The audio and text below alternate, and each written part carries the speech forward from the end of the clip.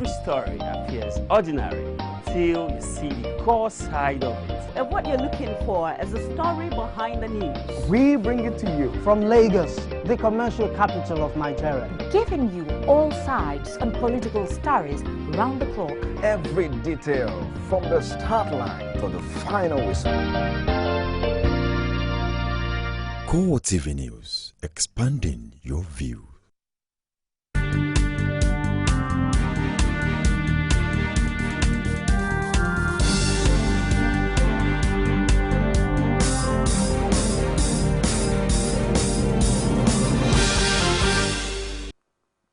A very good evening to you and welcome to CoreTV Primetime News. I am Nina Oragwa.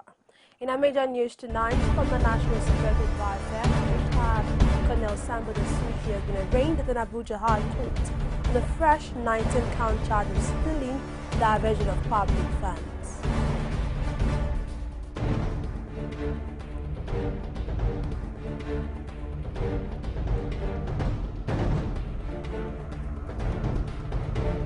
Also in this program, a federal high court in Abuja has granted bail to former chairman of Dark Communication PLC Raymond Dokwesi in the sum of 200 million naira with 2 shooters.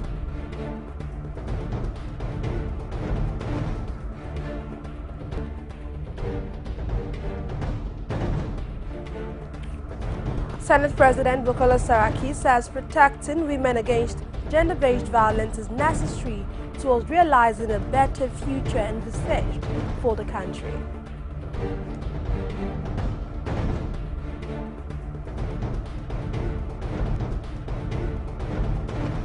And outside Nigeria, 2 senior officers from the Saudi-led coalition supporting Yemen's government have been killed near the city of Taiz.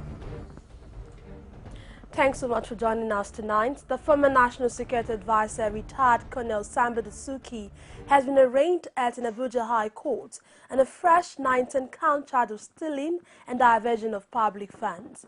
He was docked alongside the former Director of Finance in the office of the NSA, Shuaib Salisu, and 3 others.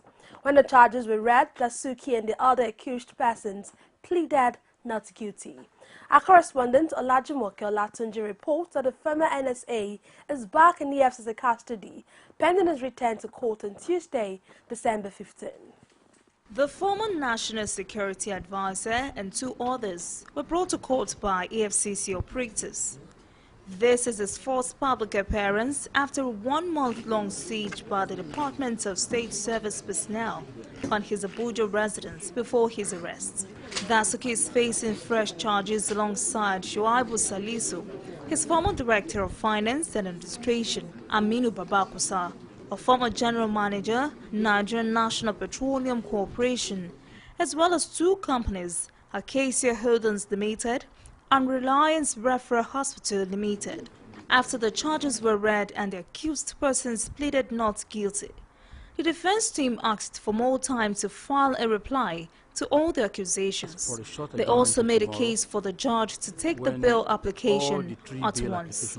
Justice Hussein Baba Yusuf agreed and adjourned till December 15. Ahmed Raji is Dasuki's counsel. Basically, the charges were read to them, and they pleaded not guilty. And we wanted to move the applications for bail, but because we just received counter affidavit from the prosecution, we asked for a short adjournment till tomorrow, when all the 3 bail applications will be attended to by the court. Prosecution counsel Rotimi Jacobs also gave his thoughts on the adjournment. To read the charges to all the defendants, and they all pleaded not guilty. And the next thing is for us to come back tomorrow and argue application for bail. The former NSA was returned to EFCC custody, where he had been since DSS operatives handed him over for further investigation and prosecution. He will be back in court on Tuesday to know the fate of his bail application. Olajumoke Olatunji, CoreTV News, Abuja. A federal high court in Abuja has granted the bail to former chairman of Dark Communication PLC, Raymond Dokwesi, in the sum of 200 million naira with 2 shooters. But the media mogul is almost certain to spend at least one night at Kuje prisons, where the judge ordered him remanded. The defense counsel, Michael Zekome, explained that the court papers will not be ready until Tuesday, so his client would have to be taken to prison. Judiciary correspondent Basil Lukafo also reports that Bekwese's lawyers are battling to meet the bail conditions. Dr. Bessie appeared in court on Monday beaming with smiles. His friend and well-wishers accompanied him to hear the court's ruling on his bail application. They were not disappointed as Justice Kolawole wrote that the charges against the former Dark Communication chairman are billable offences. He therefore granted Dr. Bessie bail in the sum of 200 million naira, while ordering EFCC not to arrest him except it has a court order. Purely at the discretion of the judge, and you hardly see where the appellate court will interfere with the granting or refusal of bail. Even under the administration of criminal justice law, the Federal High Court had earlier refused bail for some people that were charged for indictable offences. You remember the case we were doing at Ibadan, or this CBN scam. The bail was refused by Federal High Court, and the Court of Appeal upheld it last week. So it's not, it's purely at the discretion of the court. Since the court decided to grant bail, it's good. The court, however, remanded him in Kuje prison pending when he meets the bail conditions, and in case of further investigation, EFCC should not hold him beyond 6:30 p.m. After the ruling, Dr. Bessie and his lawyer, Michael Zakome, were seen making frantic efforts to meet the condition. But Zakome, however, confirmed that the media mogul will likely spend a night in Kuje prison as the court papers for the bail won't be ready until Tuesday. I'm very optimistic that we'll meet up with the bail condition, but don't forget that the court said his judgment, his ruling is not ready, and it has to be ready tomorrow morning. It is based on that ruling certified by the court that the bail conditions will be perfected. So although we are ready to fulfill the bail conditions, even as urgent, as early as yesterday, we cannot do so until the court has given its own enrolled order in clean right. So before the bail condition is met, where will High Chief Dr. Oh yes, the judge made it clear. He has to be in police prison custody, which is the civil prison custody for accused person, and that is Kuje prisons nearest to here. Okay. And because it's no longer the subject of EFCC, he has become the baby or the subject of the court. The matter has been adjourned till February 17 for further trial. We have the counsel to Raymond Dokwesi, Mr. Michael Zekome, with us on phone to share more light on this particular issue. Good evening, sir. Good evening. My name is Chief Michael Zekome, Senior Advocate of Nigeria. Yes, good evening. You are welcome. Okay, thank you very much, sir, for joining us tonight. Okay, has the bail condition been perfected? We have perfected it. Don't forget that the judgment started at 20 minutes to 1 o'clock this afternoon and lasted for more than 1.5 hours. By the time we left the court, it was past 4, and the judge made it clear that the ruling was still in his long handwriting, and that we had not been able to get it reduced to typed forms by secretaries because we worked on it throughout. And the perfection of the bail terms will be based on the enrolled, what we call the enrolled order of the court. The court order which the judge will sign and the registrar of the court will sign. Without that, you cannot perfect the bail condition based on nothing. But I can assure you, by the grace of God, that we have got the shorties required by the court. We have got them in place. By the grace of God, that tomorrow we'll perfect the bail terms, and the good person will come out a free man to be able to face his trial starting from February next year. Okay, sir, with this development, does it mean that Raymond Dokwesi will be sleeping in Kuje prisons tonight? That's the order of the court, and there's nothing about Kuje prison. Kuje prison is a civil prison, and that's the civil prison that the country has. EFCC detention camp is Ecolag, it's a detention camp. It's not a recognized prison yard. So once a case has, once an accused person or defendant like High Chief Allen with those person has been arraigned in a proper court of law, EFCC has been divested of its power and jurisdiction over the accused person. The issue of participating bail, which they had granted and again withdrew with the right hand, after granting it with the left hand, they were no longer arising.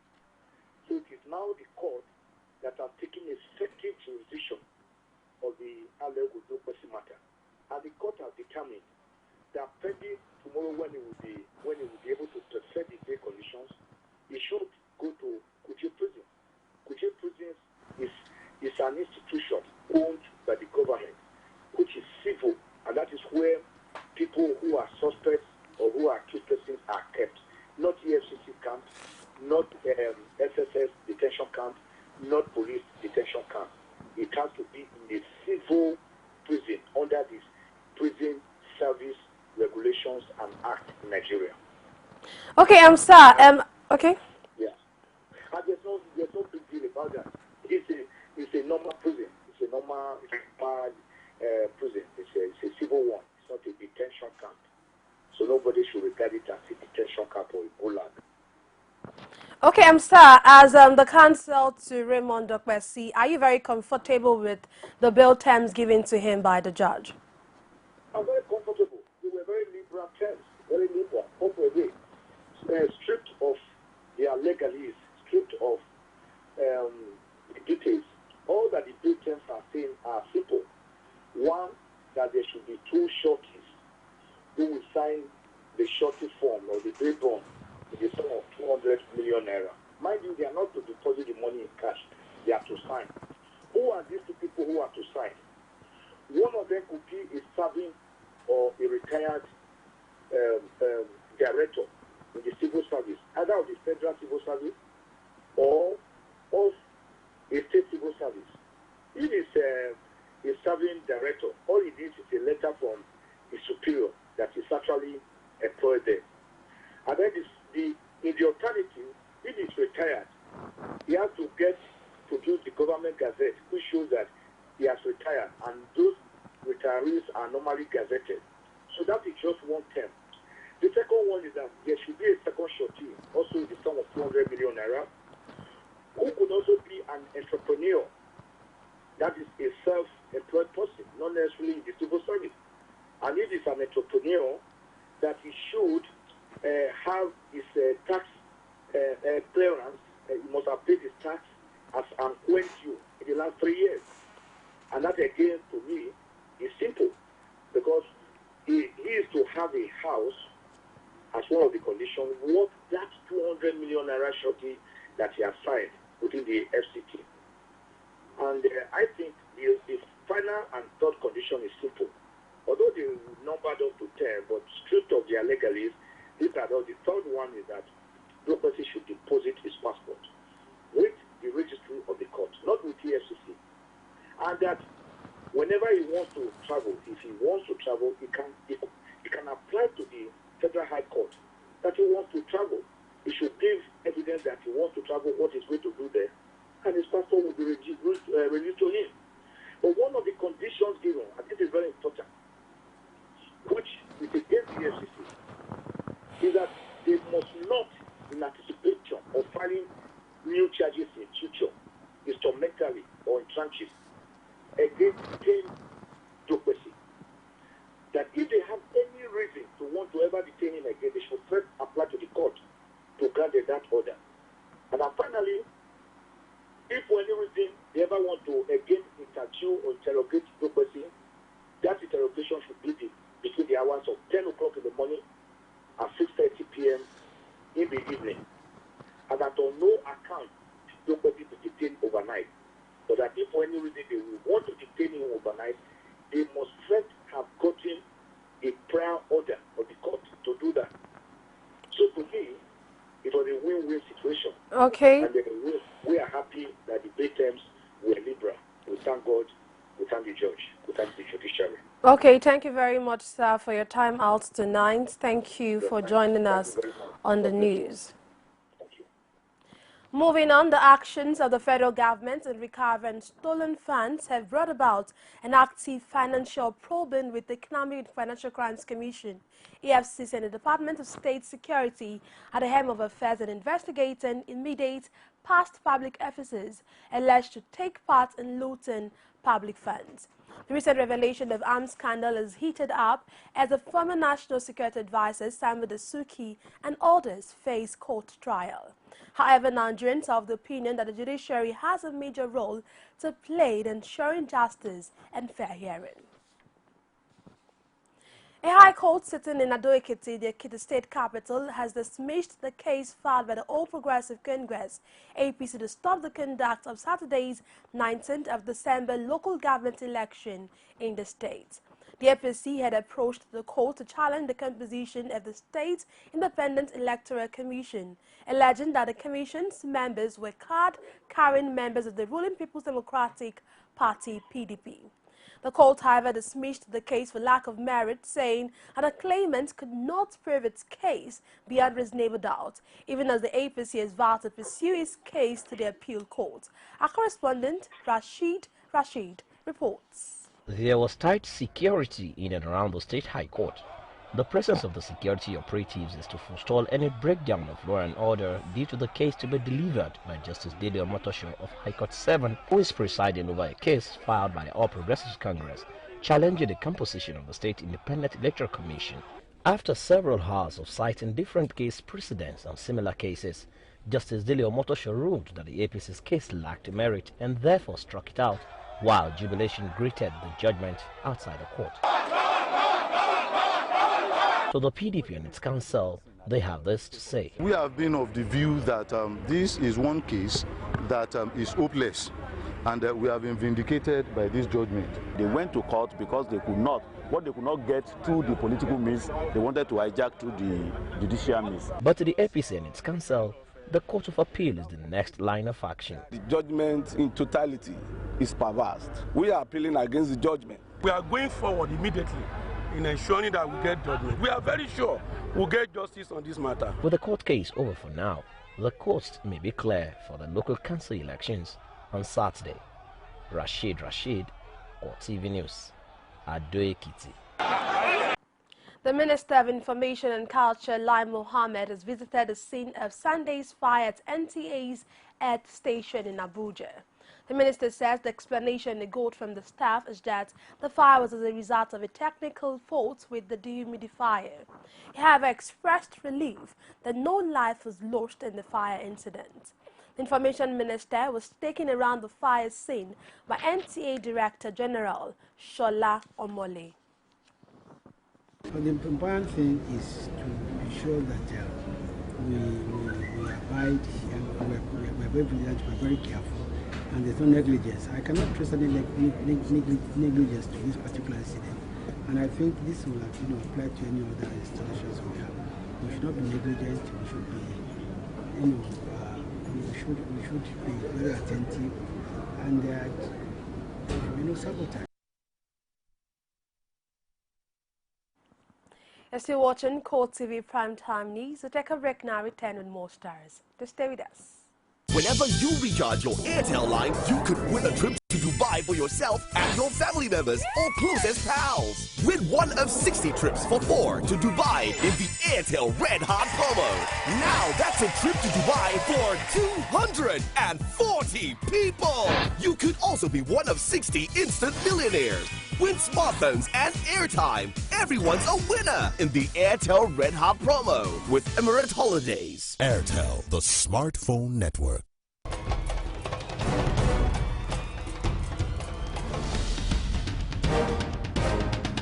This is what the people are saying.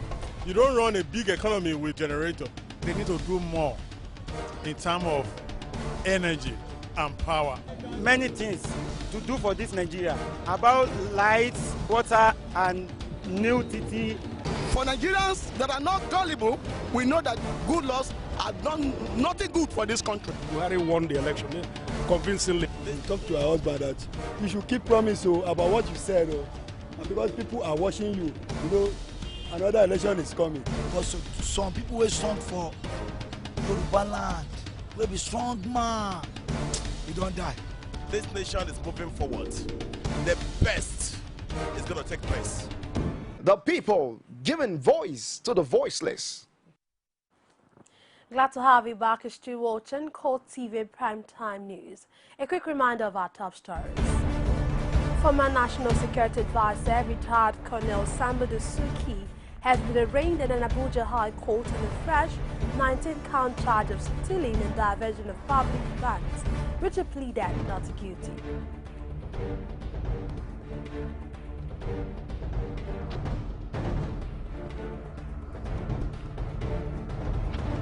Also, a federal high court in Abuja has granted bail to former chairman of Dar Communication PLC, Raymond Dokpesi, in the sum of 200 million naira with 2 shorties.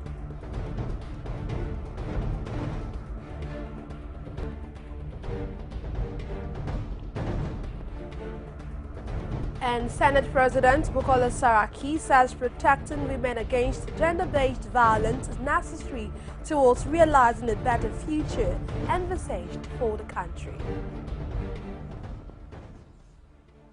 For more of our news stories and information, join us on the social media platforms, facebook.com/CoreTV News, on Twitter at CoreTV News NG, and on our YouTube channel, youtube.com/CoreTV Live Space News. The Senate President, Bukola Saraki, says protecting women against gender-based violence is necessary towards realizing a better future envisaged for the country. He affirmed this at the opening of a 2-day sensitization meeting with youth groups on gender-based violence in Abuja. Our correspondent, Abiola Oluwole, has more from the event organized by Women Arise Initiative. Globally, finding permanent solution to the rising trend of violence against women has continued to elude policy makers. The Ejigbo pepper assault, where pepper was allegedly rubbed on the body and private parts of some women as punishment for stealing, is still fresh in the minds of many. It is against this backdrop that our 2-day workshop to raise the consciousness of younger generation against gender-based violence was put together by Women Arise Initiative. Declaring the workshop open, Senate President Bukola Saraki maintains that it will be difficult for any society to develop without ensuring prompt justice against violence against women, a position supported by the keynote speaker, Senator Dino Melaye. It's the most important resource the country has. At present, over 60% of our population, which is a significant workforce, and a human resource base for Nigeria's economic development. The ability to protect them from gender-based violence sharpens their capacities to be part of the great future we desire for our country. A child that is vulnerable to GBV will end up being as inefficient as an unsharpened and blunt knife. He or she will not have the cutting edge to deliver efficiently. Let me state here today that if we decide as a nation that violence against young persons must stop, nothing stops us from pursuing this as an ideal and achieving it. I would want every one of us here to decide to either walk in the light of creative altruism or we perish in the darkness of destructive selfishness. You must decide today to be a change agent. You must decide today to become an advocate against violence against young persons, and it must start from your home, from your workplace, from your school, from your surroundings. You must today indoctrinate and imbibe that basic rudiment of championing this cause. The convener of the summit and President Women Arise Initiative, Joe Oke-Odumakin, urged government to do more to reduce, if not eliminate, gender-based violence. Gender-based violence among youths in our society has shot high in prevalence, and statistics are staggering. The Nigerian youths represent the future of this country, and there must therefore be concerted efforts to reduce the incidence of gender-based violence among young persons in Nigeria. The workshop, which attracted participants from across the country, is expected to come up with a workable solution that could be adopted by government and civil society in the fight against gender-based violence. Abiola Oluwole, CoreTV News, Abuja. In another development, the Senate President Bukola Saraki has again insisted that there is nothing like an anti-social media bill before the Senate. He also maintained that the frivolous petition bill sponsored by Senator Bala Nala is not targeted at gagging the media. Speaking in the same vein, Senator Dino Melaye affirmed that the people's will prevail during the consideration of the contentious bill. But I want to assure Nigerians that the Senate that we have is your Senate and is one that will continue to work closely. It's not our intention to gag any social media at all. We want to run an open Senate we have so that you can be part of it, and by being part of it, we can get a better country. Because we are 109 of us cannot say we know everything. It is by getting inputs from you that we can make better laws. I want to announce that there is nothing like social media bill before the Senate. This is a misrepresentation, and Nigerians, I'm sorry to say, we are gullible. Once a mistake is made or a misinformation is placed, there's always a bandwagon effect. The Sultan of Sokoto, Said Abubakar, has cautioned the federal government against acts that could breed another Boko Haram sect. He also urged the government to set up a judicial commission of inquiry to unravel the remote and immediate cause of the violence that claimed at least 20 lives. The Sultan said this in a statement issued by the Nigerian Supreme Council for Islamic Affairs in the aftermath of the siege on the property of the Islamic Movement of Nigeria, led by Sheikh Ibrahim Zakzaki. He noted that while no group should be allowed to constitute law unto itself, arrogate unconstitutional powers to itself under any guise, government agencies should also work within the ambit of the law. It will be recalled that over 20 persons are reported to have died in the face-off, which started on Saturday and spread till Sunday. The governor of Niger State, Abubakar Sani Bello, has reiterated the role of the state government towards secondary education in the state. He has directed that status quo on government policy on payment of examination fee for SSCE should be maintained. He further stressed that the role of parents in exposing defaults and principals, saying parents to report any principal that may want to force them to pay for the 2 examinations. School principals are only permitted to collect fees for only one of the 2 examinations, while the government will pay for the other. To this end, parents of SS3 students are to pay for either WAEC or NECO, while government will pick the bill of the other examination.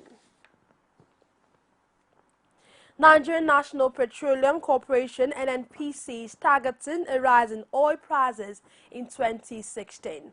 It has also seen a reduction in Nigeria's losses in the oil market from 15 to 12 billion naira.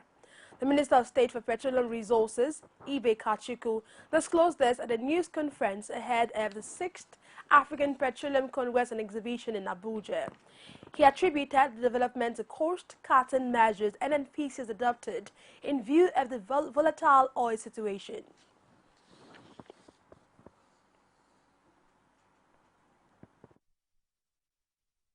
The huge price of oil over the years have culminated in almost an acquisitive upward movement of oil costs, because encouraged by oil prices. And so in an era of tumbling oil prices, we need to go back to what was our base advantage, which is producing as the least cost producer.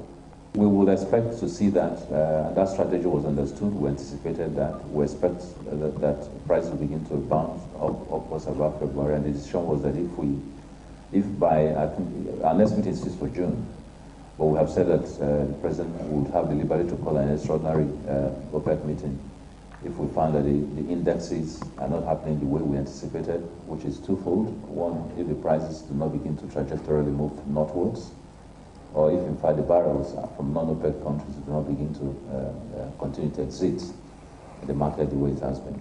And so that's going to determine what we call the conference. The National Communications Commission, NCC, has assured Nigerians of better broadband infrastructure and improved internet penetration in the coming years.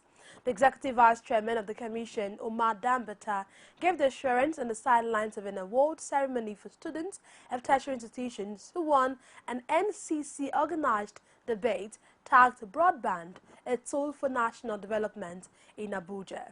Our correspondent, Kazim Kasali, has more in this report. It is an award ceremony for an NCC debate for university undergraduates, but since it's centered around broadband, it afforded the Commission an opportunity to disclose its development plans for the communications sector. Broadband, provision, deployment, services, no matter how you are going to look at it, forms or is going to form a major strategic thrust of the vision that I have for this, for the NCC as well as for the industry in Nigeria. Going further, he says the Commission will work with all stakeholders in the sector to ensure that concessionaires in the provision of infrastructure for the sector deliver for improved services and penetration. We, the lecturers in Nigerian universities, argue, we advance very strong and convincing argument that the transformational effect of broadband will be comparable to the transformation that witnessed, during the advent of electrical power networks. You can imagine what our lives would be without electricity supply. And very soon it will be unthinkable to think of a life without broadband services. And since it was an award ceremony, the winners had to speak on their presentations. Patients can relate with their doctors who are staying far away. Then the World Health Organization states that every year we spend $5,000 billion on health. But we have a chance of cutting down 20% of these expenses if you can establish broadband access in our health sector. My sister to register for JAMB online, and I can receive more courses, even more courses than the one I will receive in the classroom, even while in the office. I will have time to sit down in my office, settle down, learn more, attend to customers, and improve my capability and accessibility. That is good. 3.2 increase in the GDP. A more baffling one is actually the one from Latin America, provided by Inter-American Development Bank. They noticed that amongst these countries, that 10% increase led to 3% increase in GDP. The Communications Commission hopes to use the debate to elicit interest amongst Nigerians on its quest for better broadband infrastructure in the country. Kazim Kasali, CoreTV News, Abuja. We'll take another break now, return with more stories on the foreign scene and sports news. Stay with us. Whenever you recharge your Airtel line, you could win a trip to Dubai for yourself and your family members or closest pals. Win one of 60 trips for 4 to Dubai in the Airtel Red Hot promo. Now that's a trip to Dubai for 240 people. You could also be one of 60 instant millionaires. Win smartphones and airtime. Everyone's a winner in the Airtel Red Hot promo with Emirates Holidays. Airtel, the smartphone network. You can now watch CoreTV News live from anywhere in the world on our website www.coretvnews.com. Click on Live TV on our website and watch us live. And welcome to CoreTV Primetime Days. To follow us on Twitter, click on Twitter icon on our website. And Facebook, click on the Facebook and YouTube to see all our previous news production. You can also watch us live on YouTube. Click CoreTV, leave a space, then News. CoreTV News, a 24-hour news station. Glad to have you back. On the foreign scene, 2 senior officers from the Saudi-led coalition supporting Yemen's government have been killed near the city of Taiz. Saudi Colonel Abdullah Al-Sayan and Emirati officer Sultan Al-Ketbi were killed at dawn today while they were carrying out their duties in supervising operations to liberate Taiz province in Yemen's southwest. Media controlled by the Houthi rebels said the 2 had been killed in a rocket attack on the Red Sea coast. The death came ahead of a ceasefire agreed to coincide with UN-backed peace talks to resolve Yemen's war. It will be recalled the Saudi-led forces launched an offensive in Yemen in March to push back the Houthis. 41 police officers have been killed after their bus plunged off a bridge in northern Argentina. Authorities say the crash happened early today while a convoy of 3 buses with gendarme officers was traveling near Salta, a city about 1,500 kilometers north of Buenos Aires. Civil Defense Director for the province, Angel Marinaro, who confirmed the incident, disclosed that the driver of one of the buses lost control as the convoy was crossing a bridge. Authorities say the bus was carrying about 60 people and survivors have been taken to a nearby hospital. A man chanting Daesh, meaning Islamic State, has attacked a 45-year-old teacher in a preschool class in Aubervilliers, a suburb of the French capital, Paris. Police sources said the teacher was stabbed in the side and throat as was preparing for class at a Jean-Perrin preschool, which caters for children between the ages of 3 and 6. The attacker reportedly arrived wearing a balaclava and gloves, but was unarmed and used weapons he found in the classroom. Local official Philip Gali said there were no children present at the time of the attack, but all the staff members were in the building. Classes have been cancelled. France remains on high alert after the terrorist attacks in Paris on November 13 that left 130 people dead. And now to sports. Power style, that's what he delivered. Here's that ball storming, now he takes Puyol with a flying leap. Go, taking them out in the lead and really.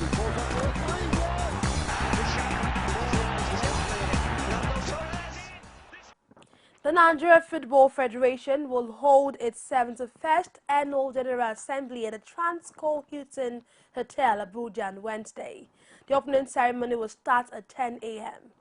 NFF General Secretary Mohammed Sanusi disclosed today that the Honorable Minister of Youth and Sports, Barrister Solomon Darlang, will declare the big event open. Permanent Secretary in the Ministry of Youth and Sports, Christian Oha, and the Director General of the National Sports Commission, Malam Al-Hassan Yakmout, are also expected to attend. The assembly is coming few days after Nigeria lifted the African Under-23 Cup of Nations in Senegal, making the country the champions of the continent at Under-23 boys, Under-20 boys and senior women categories, apart from being champions of the world at Under-17 boys level. The 44th edition of the Ryder Cup will be hosted by Italy for the first time in 2022. At the Marco Simon course in Rome, Italy beat Austria, Germany and Spain in the bidding process. The competition is a biennial team tournament between Europe and the United States of America. Europe will have the opportunity to defend the title in Minnesota next year before France hosts in 2018. European Tour Chief Executive Kate Pelly said history has shown time and again and the Ryder Cup is pure theatre with the players, the stars. There is no question that the eternal city of Rome will provide a wonderful backdrop for one of the great occasions in world golf. The Marco Simon course, 17 kilometers from the center of the Italian capital, will be reconstructed to meet the standards for the tournaments. And that's it in CoreTV Primetime News. But before we go, a quick recap of our top stories. Former National Security Advisor, retired Colonel Sambo Dasuki, has been arraigned at an Abuja High Court on a fresh 19-count charge of stealing and diversion of public funds, which he pleaded not guilty.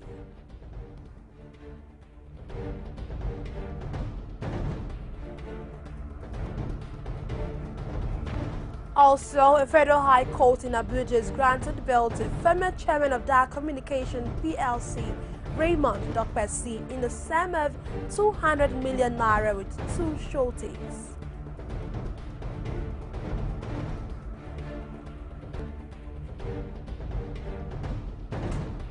And finally, Senate President Bukola Saraki says protecting women against gender-based violence is necessary towards realizing a better future envisaged for the country. Thank you so much for staying with us tonight. I am Nena Orawa.